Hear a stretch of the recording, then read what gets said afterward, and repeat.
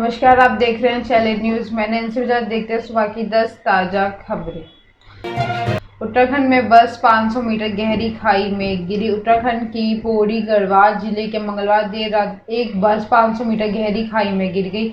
इस हादसे में 25 लोगों की मौत हो गई। बस बारातियों को लेकर हरिद्वार के लाल ढांग के काड़ा गांव जा रही थी। सिमरी गांव के पास ड्राइवर ने बस पर नियंत्रण खो दिया और बस खाई में जा गिरी। हादसा रात करीब 8 बजे पौड़ी गढ़वाल जिले बीरोखाल इलाके में हुआ। रात होने की वजह से रेस्क्यू ऑपरेशन में दिक्कत हुई। हादसे का पता चलते ही स्थानीय लोग पहुंच गए हैं और रेस्क्यू में मदद की। अंधेरे होने की वजह से शवों और घायलों को मोबाइल के फ्लैशलाइट्स में खोजा।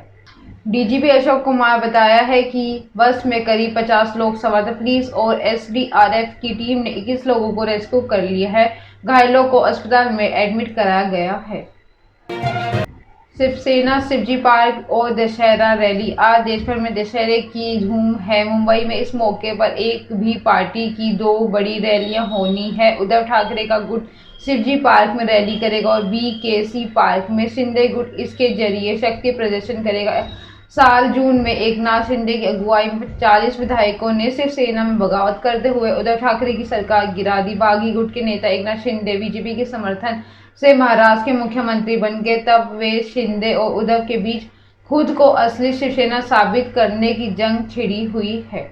दोनों गुट पार्टी के चुनाव चिन्ह तीर और धनुष के लिए सुप्रीम कोर्ट में है। अब जबकि बीएमसी चुनाव नजदीक है तो दोनों गुट पार्टी दशहरा रैली के जरिए स्थानीय कार्यकर्ताओं के बीच भी अपनी मजबूती दिखाने में कोई कसर नहीं छोड़ रहे। इस बार दशहरा रैली का आयोजन दोनों गुटों के लिए नाक का सवाल बन गया। साल जून में एकनाथ शिंदे की अगुवाई में 40 विधायकों ने शिवसेना में बगावत करते हुए उद्धव ठाकरे की सरकार गिरा दी। बागी गुट के नेता एकनाथ शिंदे बीजेपी समर्थन से महाराष्ट्र के मुख्यमंत्री बन गए। तब वे शिंदे उद्धव के बीच खुद को असली शिवसेना साबित करने की जंग छिड़ी हुई है। शहबाज शरीफ का खुलासा। पाकिस्तान के प्रधानमंत्री शहबाज शरीफ ने पूर्व प्रधानमंत्री इमरान खान के बारे में बड़ा खुलासा किया। एक इंटरव्यू में शहबाज ने कहा, पिछले हफ्ते मैं अमेरिका गया था। वहां यूएनजीए संयुक्त राष्ट्र महासभा में मेरी दुनिया के कई बड़े नेताओं से मुलाकात। इन नेताओं ने इमरान खान के बारे में मुझसे कई बातें की। इन लोगों ने इमरान को झूठा अक्कड़ बताया है। उनके मुताबिक इमरान का लगता है कि वो दुनिया के सबसे बड़े नेता है और वो पूरी दुनिया उनके पीछे चलते। ब्रिटिश अखबार द गार्डियन को इस इंटरव्यू में शहबाज शरीफ ने एक मुद्दे पर बात की। इमरान के सवाल पर उन्होंने कहा कि इसमें कोई दो राय नहीं है, इमरान खान बड़ा झूठा इस धरती पर दूसरा नहीं है। अप्रैल में उन्हें सत्ता से बाहर का रास्ता दिखाया गया था। इसके बाद वो कुछ कर रहे थे और वो बेहद खतरनाक है। ये हमारे मुल्क को बहुत बड़ी मुश्किल में डाल रहा है। ईयू में यूनिवर्सल चार्जर नियम लागू। यूरोपियन यूनियन ईयू पार्लियामेंट में मंगलवार को यूनिवर्सल चार्जर नियम लागू कर दिया। मोबाइल फोन, टैबलेट, कैमरे के लिए सिंगल चार्जिंग पोर्ट जरूरी होगा। 2024 तक सभी इलेक्ट्रॉनिक कंपनियों को अपने डिवाइस में type C charging portal add करना होगा। एक रिपोर्ट के अनुसार यूरोपीय लोग सिर्फ चार्जर खरीदने पर हर साल अरबों यूरो खर्च कर रहे हैं। पार्लियामेंट से ज्यादातर सांसदों ने इस फैसले को समर्थन किया। समर्थन में 602 वोट के मुकाबले विरोध में सिर्फ 13 वोट पड़े। यूरोपियन यूनियन ने कहा, इस फैसले में कंज्यूमर चार्जर खरीद पर हर साल 250 मिलियन यूरो $237 मिलियन यानी 2075 करोड़ रुपए तक की बचत कर पाएंगे। एक ऐसे चार्जर मिलेगा जो करीब 11,000 टन इलेक्ट्रॉनिक कचरा भी कम हो सकता है। एप्पल ने इस पर कहा है कि ईयू यूनिवर्सल चार्जर के फैसले से न सिर्फ यूरोप के लोगों को बल्कि पूरी दुनिया के ग्राहकों को दिक्कत होगी।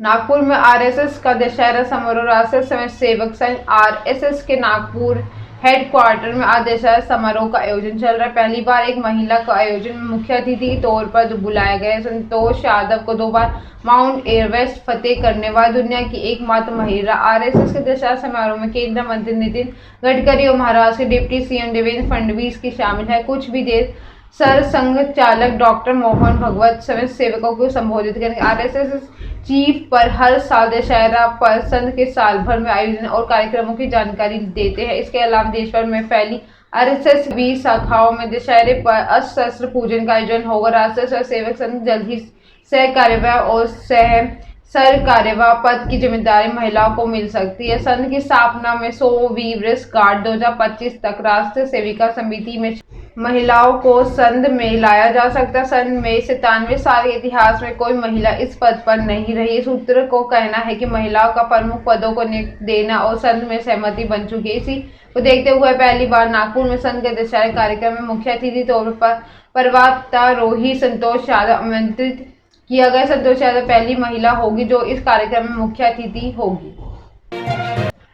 शाह के जम्मू कश्मीर दौरे का तीसरा दिन। केंद्रीय गृह मंत्री अमित शाह के जम्मू कश्मीर दौरे पर आज आखिरी दिन है। आज वो बारामूला में जनसभा को संबोधित करेंगे। यह वे कुछ बड़ी घोषणाएं भी कर सकते हैं। गृह मंत्री सोमवार शाम 3 दिन के दौरे पर जम्मू कश्मीर पहुंचे। अनुच्छेद 370 निरस्त होने के बाद अमित शाह को जम्मू में यह पहला दौरा है, जबकि कश्मीर में वो इससे पहले भी एक बार आ चुके। मंगलवार को गृह मंत्री के रजौरी में एक रैली को संबोधित किया था।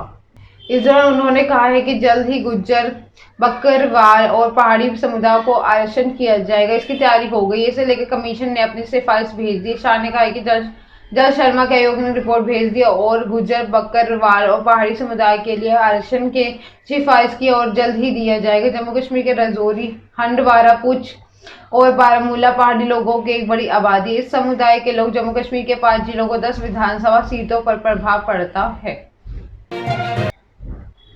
यहाँ रावण का दहन नहीं पूजन होता है। पंजाब में एक ऐसा गांव भी है जहाँ दशहरे के दिन रावण को जलाया नहीं जाता बल्कि उसका पूजन किया जाता है। ये गांव लुधियाना जिले के पायल कस्बे में है। ये गांव रावण को नायक मानता है। करीब 198 साल पहले से इस गांव में रावण की पूजा की परंपरा शुरू हुई है तो आज जारी है। दशहरे के दिन रावण की शराब की बोतल और बकरे के खून में पूजा की जाती है। रावण पूजा के आस्था पुत्र जन्म से जुड़ी हुई है। वहीं एक बार फिर कुछ शरारती लोगों ने रावण की मूर्ति तोड़ दी तो श्रीलंका के प्रधानमंत्री सिफारिश पर इसे दोबारा लगाया गया है। दुबे परिवार के सदस्य अनिल दुबे ने बताया है कि उनके पूर्वज हकीम बिरबल दास को 2 विवाह के बाद भी औलाद सुख नहीं मिला, जिस वजह से वह संन्यास लेकर चले गए। वहां एक संत ने रामलीला कराने और गृहस्थ जीवन जीने की प्रेरणा दी। लौटकर दशहरे वाले दिन उन्हें पुत्र रतन की प्राप्ति हुई। इसके पीछे वह रावण को आशीर्वाद मानते थे। दुबे बताते हैं कि जिस तरह उनके पूर्वज के 4 बेटे हुए उसी तरह महात्मा रावण आशीर्वाद में उनके भी 4 बेटे हैं। दुबे कहते हैं कि लोग यहाँ पुत्र रतन की प्राप्ति की मन्नत मांगते हैं तो उनकी मन्नत पूरी हो जाती है तो दशहरे के दिन यहाँ शराब की बोतल चढ़ाते हैं। अनिल दुबे ने कहा है कि उनके परिवार के सदस्य पठानकोट, चंडीगढ़, भोपाल, कनाडा और ऑस्ट्रेलिया से दशहरा वाले दिन यहाँ जरूर पहुँचते हैं। आदमपुर उपचुनाव में से पहले कांग्रेस को झटका। हिसार के आदमपुर उपचुनाव की घोषणा के बाद कांग्रेस को एक बड़ा झटका लगा। पार्टी नए नेताओं को जोड़ रही है और पुराने छोड़ रहे हैं। हरियाणा के कुरुक्षेत्र जिले के शाहबाद मारकंडा में पूर्व विधायक अनिल धनतोड़ी ने कांग्रेस छोड़ दी। धनतोड़ी मौजूदा समय में कांग्रेस के राष्ट्रीय प्रवक्ता थे। धनतोड़ी सैलजा गुट के माने जाते हैं। भाजपा में शामिल होंगे और आदमपुर उपचुनाव में पार्टी के लिए प्रचार कर सकते हैं। इस्तीफा देने के बाद धनतोड़ी ने पूर्व सीएम भूपेंद्र हुड्डा पर हमला करते हुए कहा है कि उन्होंने किसी को आगे नहीं बढ़ने दिया।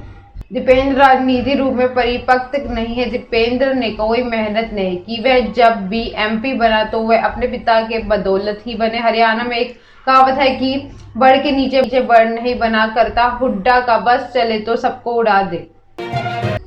तीसरे T20 में 49 रन से हारा भारत और साउथ अफ्रीका के बीच खेली गई 3 मैचों की T20 सीरीज का आखिरी मुकाबला अफ्रीका टीम में 49 रन में जीत लिया। हालांकि सीरीज टीम इंडिया 2-1 से अपने नाम कर ली। पहले बल्लेबाजी करते हुए साउथ अफ्रीका की टीम ने 20 ओवर में 3 विकेट खोकर 227 रन बनाए। मैच में राइली रूसो ने T20 इंटरनेशनल करियर का पहला शतक जड़ा। उन्होंने 44 बॉल पर 100 रन की पारी खेली।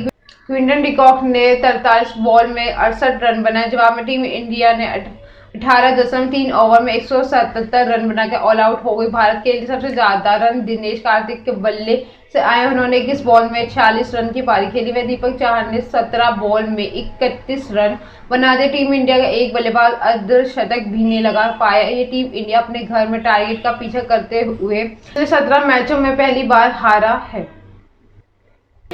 आदिपुरुष की ट्रोलिंग पर डायरेक्टर ओम राउत का बयान। प्रभास और कृति सेनन स्टारर आदिपुरुष का टीजर रिलीज कर दिया गया है। टीजर और सोशल मीडिया पर खूब क्रिटिसाइज किया जा रहा है। इतना ही नहीं, टीजर सामने आने के बाद ही लोग आदिपुरुष के मेकर्स पर भड़के हुए। टीजर में गुस्साए लोग अब फिल्म को बाइकआउट करने की मांग कर रहे हैं। हाल ही में इस मामले में फिल्म के डायरेक्टर ओम राउत का रिएक्शन सामने आया। डायरेक्टर ने आदिपुरुष के वीएफएक्स को लेकर अपनी चुप्पी तोड़ दी। डीएन एक्सप्रेस में बातचीत में ओम राउत ने कहा है कि मुझे दुख जरूर पहुंचा, लेकिन हैरानी नहीं है क्योंकि फिल्म को बड़े पर्दे के लिए तैयार किया गया था। आप इसे कुछ हद तक कट कर सकते हैं, लेकिन इसके बावजूद मोबाइल के लायक नहीं बना सकते। अगर मेरे हाथ में होता तो यूट्यूब पर टीजर ना डालता, लेकिन वक्त की डिमांड है, हमें वहां फिल्म पर टीजर डालना पड़ते हैं जिसमें फिल्म ज्यादा से ज्यादा ऑडियंस तक पहुंच सके।